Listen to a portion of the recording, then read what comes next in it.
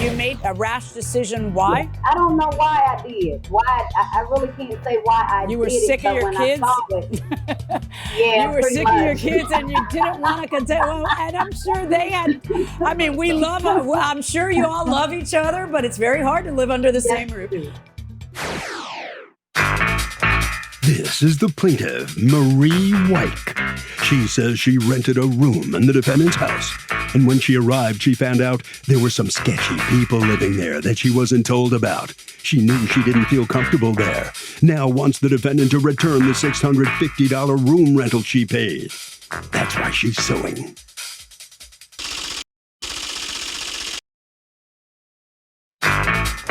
This is the defendant, David Ortiz. He says the plaintiff saw one of his roommates when she came to the house and changed her mind about moving in. She kept his key for a month. He couldn't rent it out to someone else. And he's not about to take a loss because the plaintiff is indecisive. He's accused of refusing to budge.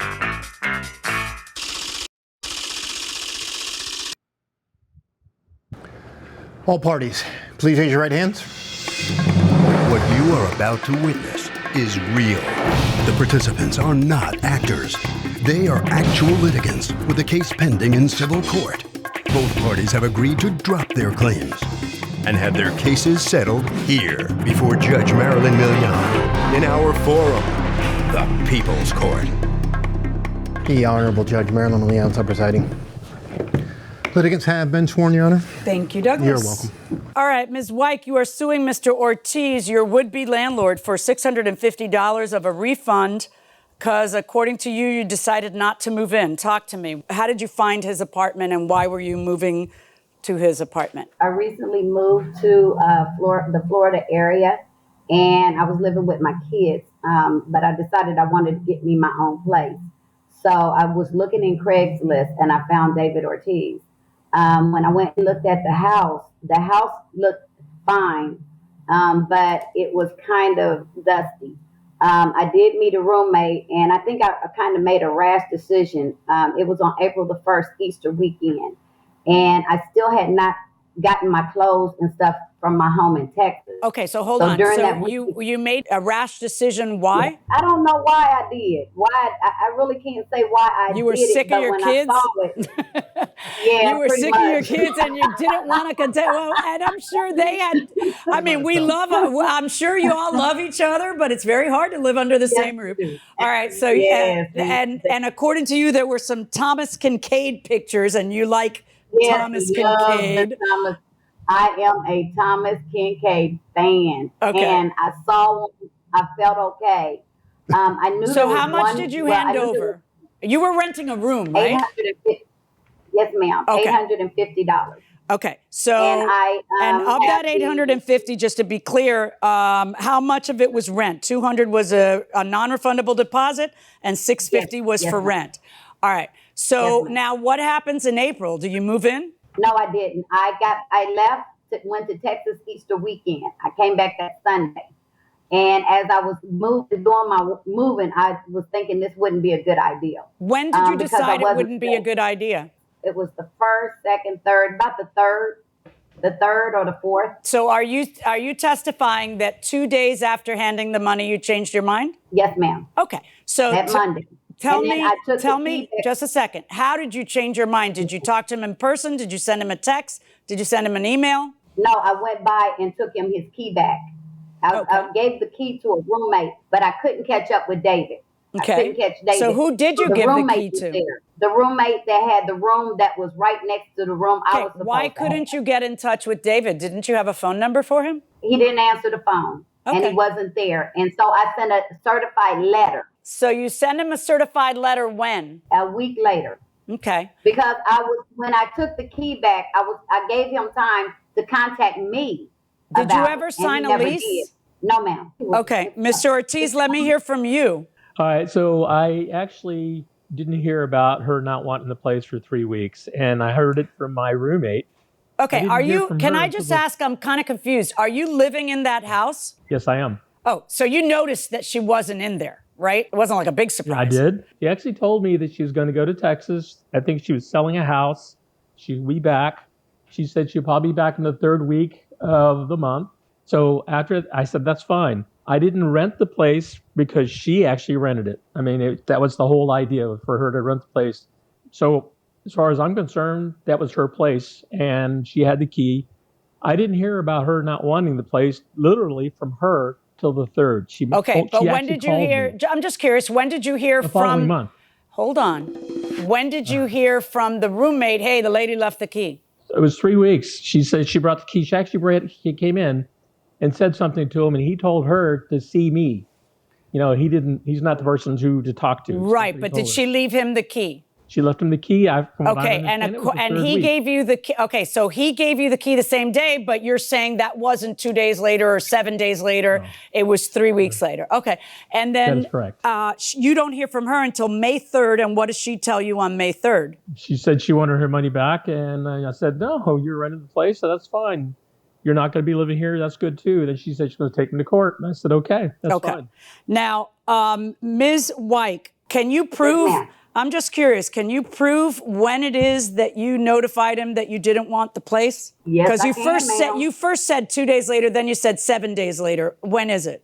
That Wednesday. That doesn't tell me. Is it 1 day later, 2 days later, 8 days later? How many days after? 5 days. This is about 5 or 7 days from Thursday. Okay. Thursday, And Friday, now can you tell me when you so that's what your testimony is. And my question is, yes, ma'am. When is the first time you put anything in writing? You said you sent a certified letter. Yes, another week. Okay. I think it was on the 14th because I didn't hear from him. I couldn't catch him. So I sent a certified letter so that I would have proof that clearly she's sending a certified letter, Mr. Ortiz. So clearly she's sending a certified letter on the 14th. Right. So she, it's obvious that it's before 3 weeks before because she, right. But either way, let me ask you a question. If you pay for rent on April 1st and then 3 days later you change your mind, what would make you think that you get your rent back for that month?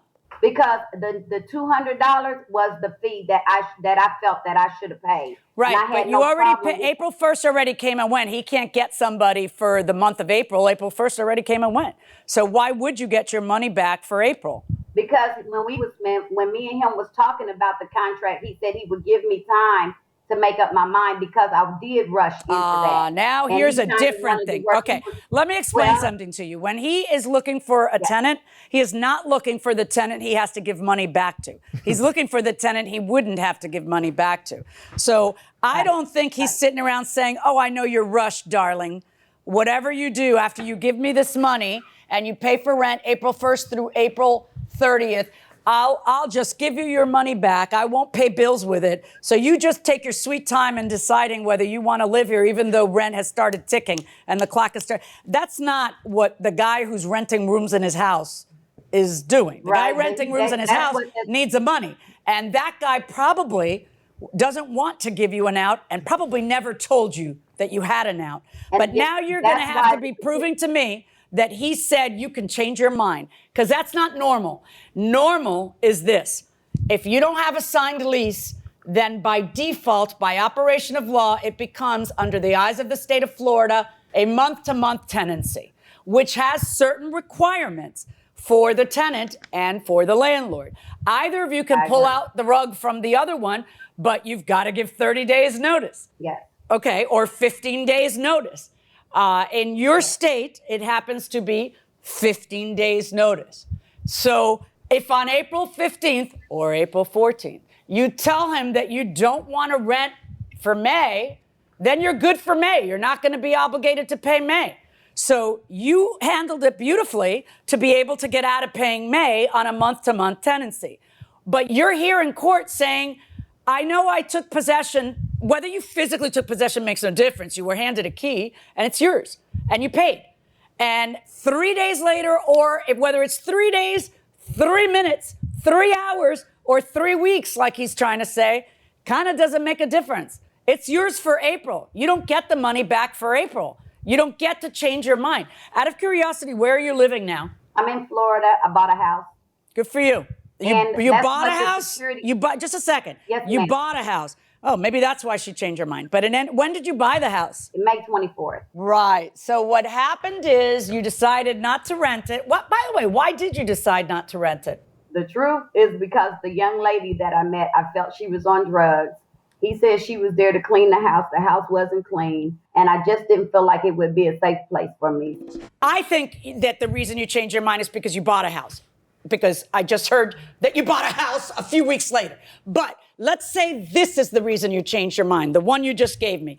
And that could be the best decision you ever made. The thing is, it should cost you that money of April. And you want it to cost him that money because you were rash. And that's not how it works. Verdict for the defendant. Good luck, folks. Thank you. Thank you. Good day.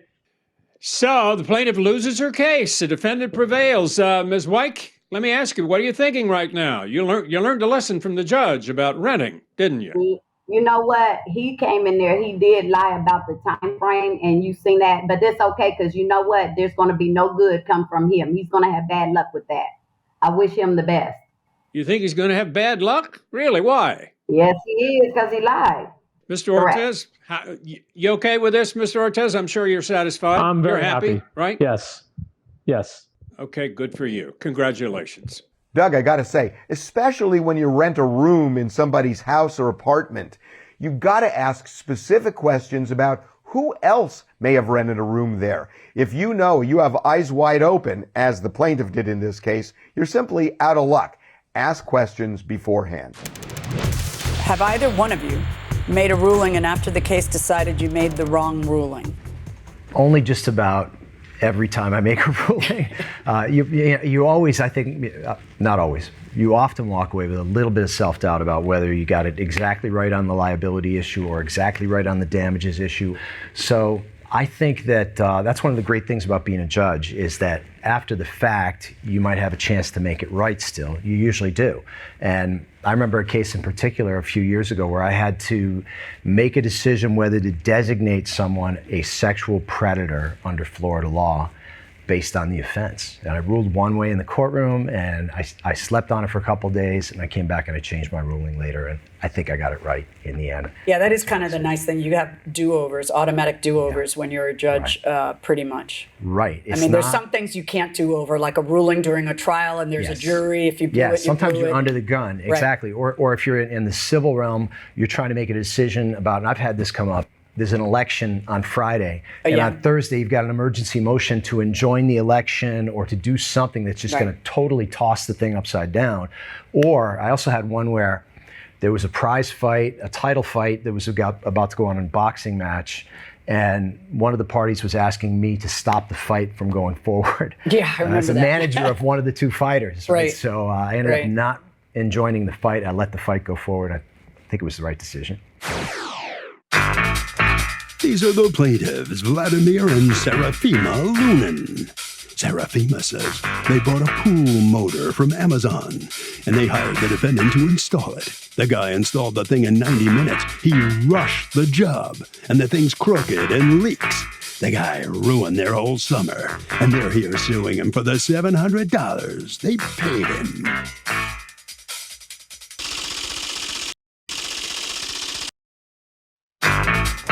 This is the defendant, Mike Plodson.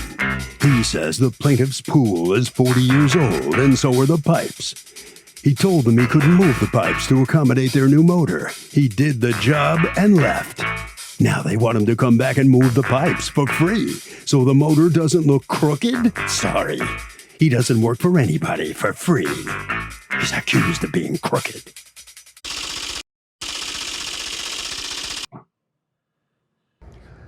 All parties, please raise your right hands.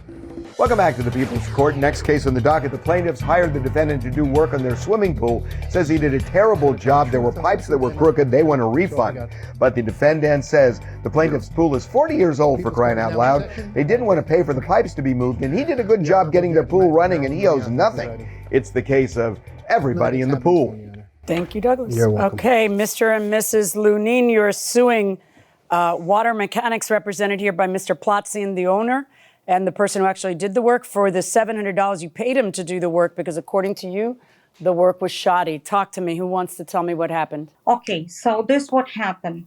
So we went to the local pool store in Avenel, and unfortunately, they didn't have the new filter. So the owner, You Mr. went to the Wally, pool store to buy a filter, and then the owner what? filter and motor.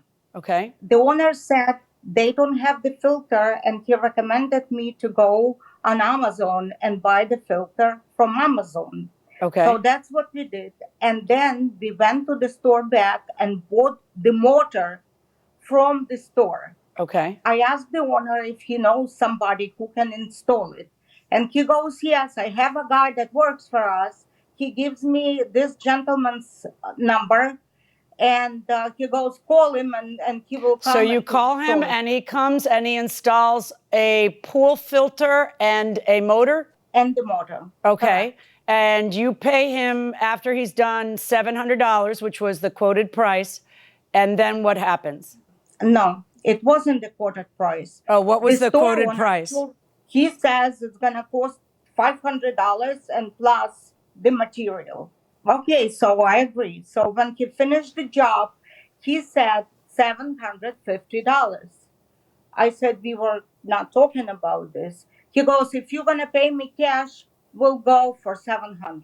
Right, but he would have to show you he spent $200 in materials. So did he show you that? Right. He didn't show me any expense. So why'd you pay him? Because he was going on vacation next I don't day. care about his vacation. If he's supposed to charge me $5, and he told me he was going to charge me $5, and then he says it's $5 plus materials, then I say, show me the proof of the materials. That's not how you operate? Yeah, well, listen, that's my fault that I didn't demand the proof Okay, of so the you paid him material that he did. $700, and then what happens? And then he left. He did an hour and a half of work. He left. My husband told him that the pipes are crooked. And then I said, why is it crooked? And he tells me that because the pipes are so old, if I gonna start putting them straight up, they gonna break. Listen, I'm sorry, Judge, but this is not a professional talking. He was supposed to tell me it's gonna look crooked. So now, as you can see the picture, everything is crooked. He went on vacation next day. He told me that he gonna come back and he gonna come and see what he can do. So, okay, he went on vacation for 2 weeks, according to him.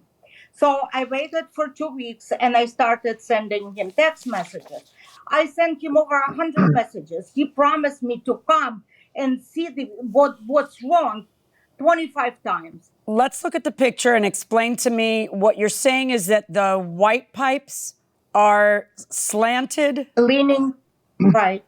The black parts are parts he put in or parts that he connected to his white They're parts? original, Your Honor. I should be asking him. The black parts are what, Mr. Those pipes are original, Your Honor. They were black crooked to pipes. begin with. Okay. coming out of it. Are those rubber? They're polyurethane.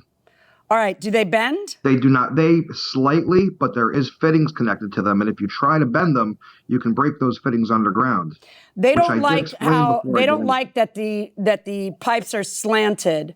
Correct, and they did not like it before I started the job, and I explained to them that we can dig it up and put new piping coming up, connect white pipe, PVC pipe, and do it all like that for a certain price. She didn't want to do that. She didn't want to Who spend did the you money. talk to about that? Mr. and Mrs. Lunan. You talked the to same both time. of them That's and told them absolutely, that it would. that's absolutely Can you a lie. can you hold on a second and not just yell out in the middle of court? I'm having a hard time buying that though, Mr. Potzium, because it's bothering them so much. Yes, it is. Kind of like really bothering them, you know. And Yes. I'm pretty OCD. Like stuff will bother me. You know, really bother me. You know, I've checked into a hotel room and a little buzzing that my husband can't hear forces us to pack up and move to another hotel room. So they're so messed up over it that you know, and they're saying you never told them, Yes. hey, I'm going to install it. And I was very surprised because I did explain to them we can make the pipe straight. Their neighbor has. Can you prove that at all or no? No, I can't. Prove Okay, it. here's what I'm not understanding. How is this supposed to look? Like I see did someone dig a hole in order to show me? I didn't Yes. dig the hole. I think they had somebody dig it up after I had already left. So the black part is, if that were to be leveled up again, the black part would show, right? Yes. All right. And what were you going to say? Go ahead, Mr. Plazian. About $120 in sand because it's a sand filter. They didn't buy the sand with the filter, so I picked it up for them. I used 2 valves. Each one of those valves are about $100. A bunch of miscellaneous small plastic fittings. They're Do you have the $4 to receipts for me? $5 a piece. I don't have the receipts, no. Okay, all right, but listen, they've been asking you for the receipts for a while, and I see in the text where they're asking you for the receipts, and you demanded payment based on receipts that you still haven't shown anybody, and now you're being sued and you're in court, and you still don't have the receipts to show me? Have you folks hired a plumber to find out, have you gotten an estimate from a plumber what it would cost to make the pipes straight? No, we didn't, because I asked Mike 100 times to come and take a look. Just take a look. A person who does the job, a professional. Right, Mr. Plazian, you said you would, but then you never did you? Yes, but because when I said to her, we will figure it out, maybe I can charge you material, what it's going to cost me. She said, I'm absolutely not paying for it. I don't think I should have to. And then the next time she texted me, she told me she was a lawyer and she was going to take me to court. So what does it mean if I'm a lawyer? What does it? What lawyers? I don't know, but did you tell him that you were a lawyer? Yes, I did. Are you a lawyer? Yes. Are you a lawyer in this country? In New York. Oh, so she did tell you she was a lawyer because she is a lawyer. The crime. No, Judge, listen, I don't want to do any harm, but the person took me for an idiot. But you don't demand that money. Why Judge, would you be entitled to the entire $700 back? The thing is installed, it's working, you've used it for a summer, you paid him after he did the work. Why would you be entitled to the entire $700 back as opposed? Because he ruined, honestly, I should have sued him for damages. He ruined our The pool was green before. Why don't you just, Mr. Plotson? I'm not talking to you right now. I'm talking to Ms. I'm sorry. Lunan. I apologize. Ms. Lunan, why didn't you just, instead of letting your summer be ruined, hire another plumber to fix the pipes and then sue him for what that cost you? That would be an accurate measure of damages, right? Like if it's going to cost you $300 to have someone else, change it, fix it, address it, then that's your measure of damages. So my question to you, what kind of law do you practice? Criminal. That's what I did all my life. So, but that would be the measure. I know this is my fault that I didn't get an estimate, but trust me, it's not gonna cost $300. I just want you I don't know. I can't just trust you that it's not going to cost. I have no idea what it's going to cost.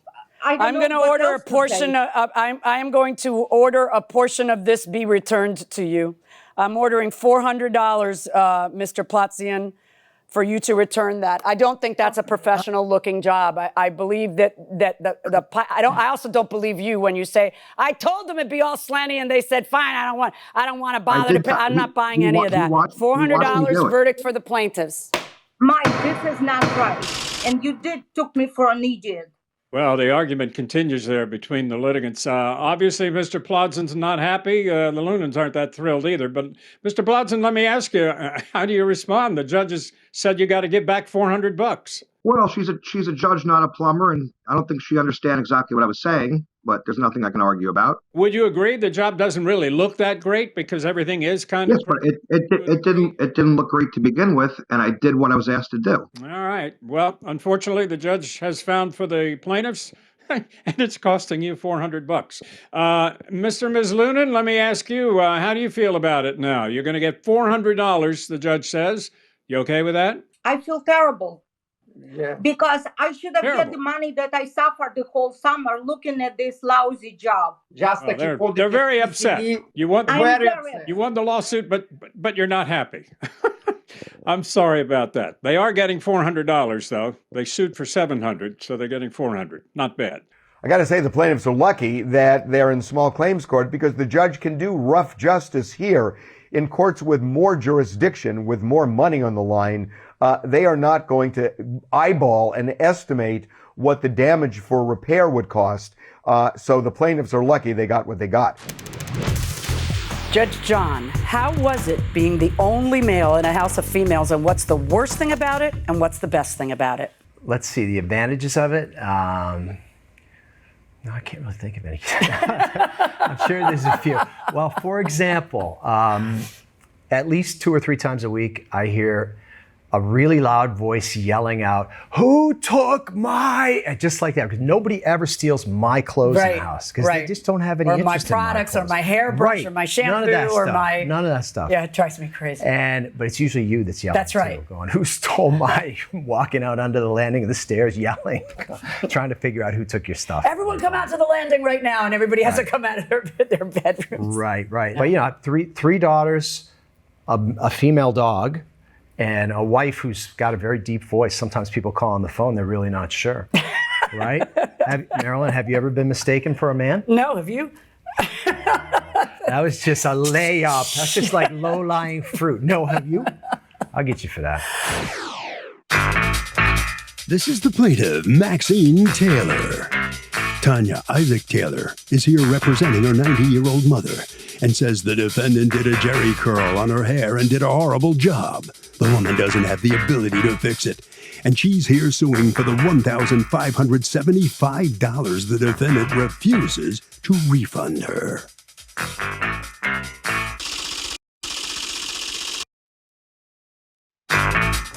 This is the defendant, Beverly Fox. She says she doesn't owe the plaintiff a refund. She did the mom's hair. It looked perfect when she left the salon, and she's happy to do her hair again, but she needs to be paid for it because she doesn't work for free. She's accused of a hair catastrophe.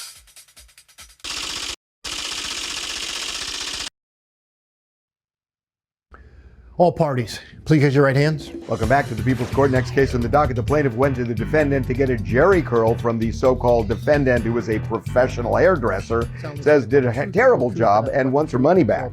But the defendant says the plaintiff's hair looked perfect when she left the salon. She has no idea why the woman suddenly decided her hair doesn't look good. It's the case of a real bad hair day. Thank you, Douglas. Okay, Ms. Taylor, you are suing Ms. Fox for $1,575 that you say she owes over a bad jerry curl. And Ms. Tanya Taylor, you're her daughter, and you would like to have permission to tell the story because your mother is 90 years old, correct? Yes, Your Honor. On July 22nd, I took my mother to the J&W Barbershop in Lancaster, California, for Mrs. Fox to give her a jerry curl. And at the end of the processing, which Mrs. Fox stated that she did not want to cut her hair because I requested to cut the ends of the hair, and she said it would be uneven. So we left and went home. Around the 24th of July, I noticed that her hair, it had begun to look stringy even before we left. That's why I requested for her to cut it. So I texted Mrs. Fox and asked her, "Can you take a look at my mother's hair?" And Mrs. Fox responded, "I can cut her ends when I get back." Okay. And no problem. So And- you had, I'm let me sorry? just back up a second. When your mom was there, Yes, Your Honor. she paid how much money? $75, Your Honor. And that was for the jerry curl? That was for the jerry curl and the cutting as well. But then why would you pay for a cut if there wasn't a cut that day? That's why it sounds to me like it was only for the jerry curl. For the jerry curl and with the cut, because this is what she did before. Because on a prior occasion, you paid $75 and got a cut? Yes, Your Honor. Okay.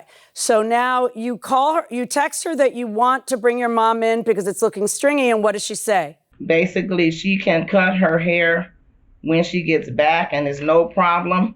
And there was no mention of a fee, Your Honor. Okay. Then she comes back from whatever vacation it is, and then she tells you, according to you, for the first time, that it'll be $15 to cut her hair. Yes, Your Honor, that is correct. And instead of paying $15 and having your mom's hair cut, you paid $50 to file a case in court to sue for $1,575. That is correct. Okay, why? Well, basically, because in the beginning, when Mrs. Fox started to do her hair, there was never a mention of any other fee until after she returned from her vacation and stated that this is going to be the price now. That's why I'm quoting it to you now. Well, you never said that the first time you did it at the beginning of the year, nor did you say it when we were in the shop to get her hair done the second time. Right, but so then why aren't you suing for $15 haircut that you feel you were cheated out of?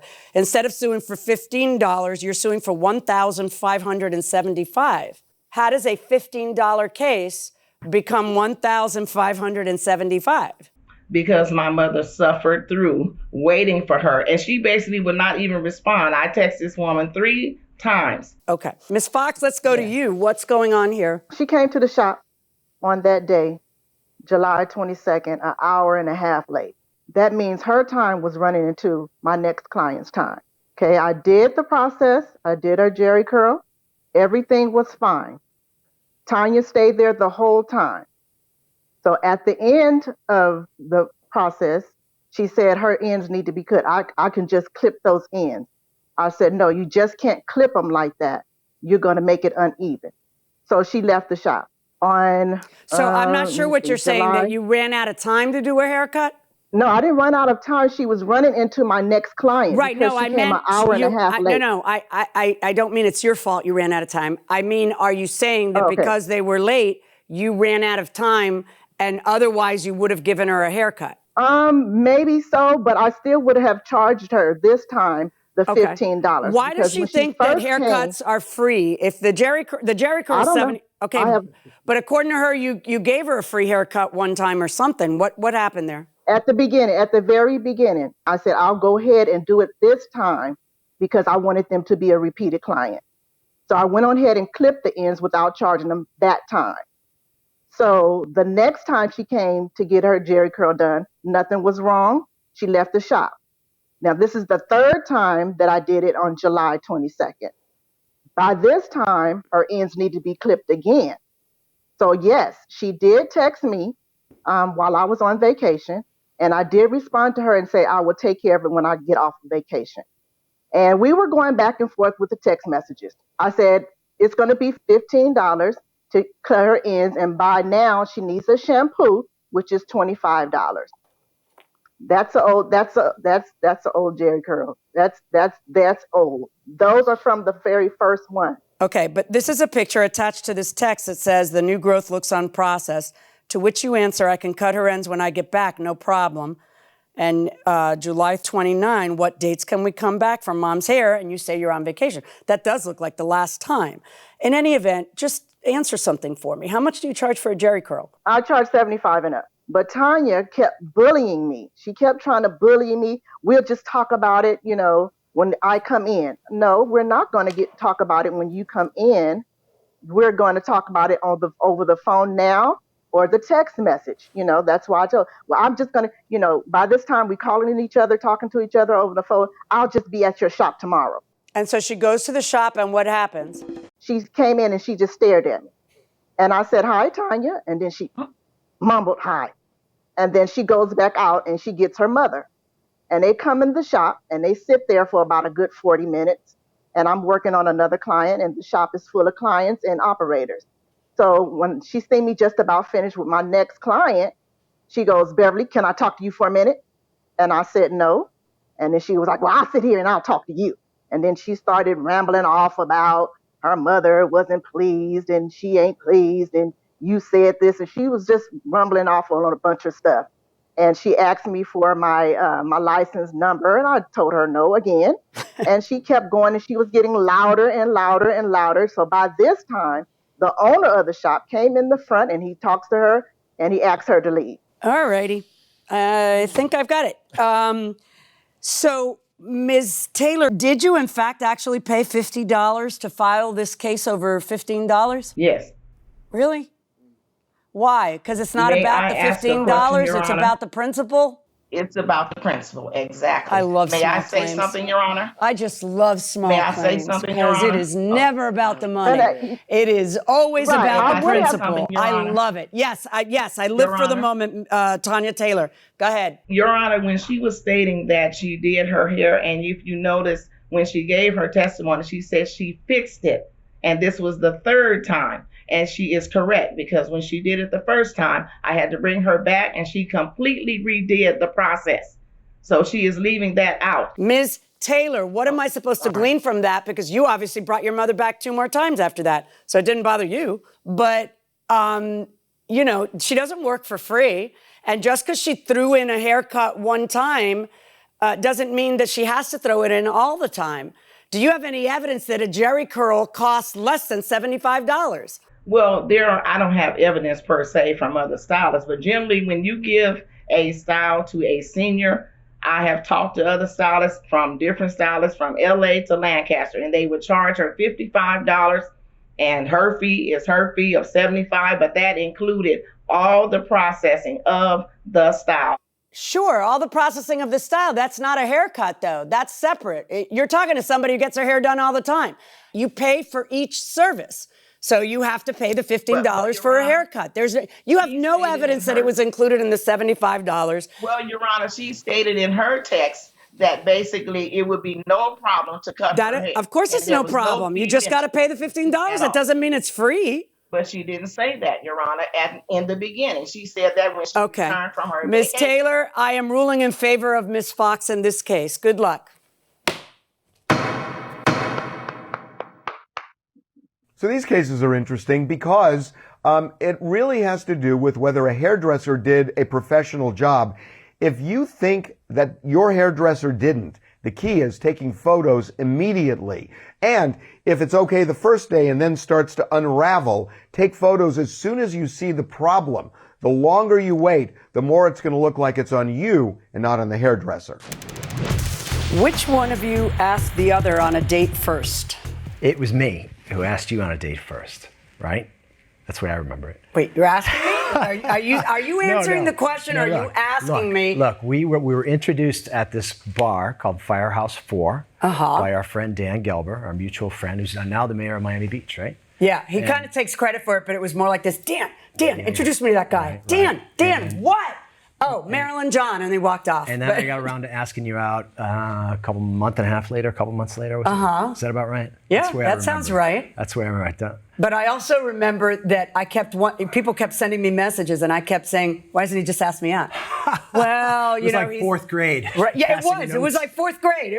I'm like, I don't understand. Why isn't he asking me out? Well, he's terminating a long distance relationship, and so he needs to have time to fly over there to terminate, and he doesn't want to ask. I'm like, I don't care, and they're like, no, and that's exactly what you did. You waited until you made me wait like a month and a half, and I totally would have been fine with it. Right, but, and then, much to my surprise, I had no idea that you had just finished a relationship of like 5 or 6 years with one of my teammates on the men's league basketball game. Well, do a better background investigation. I didn't vet all these guys. I didn't know. I just played hoop with them. I didn't really know.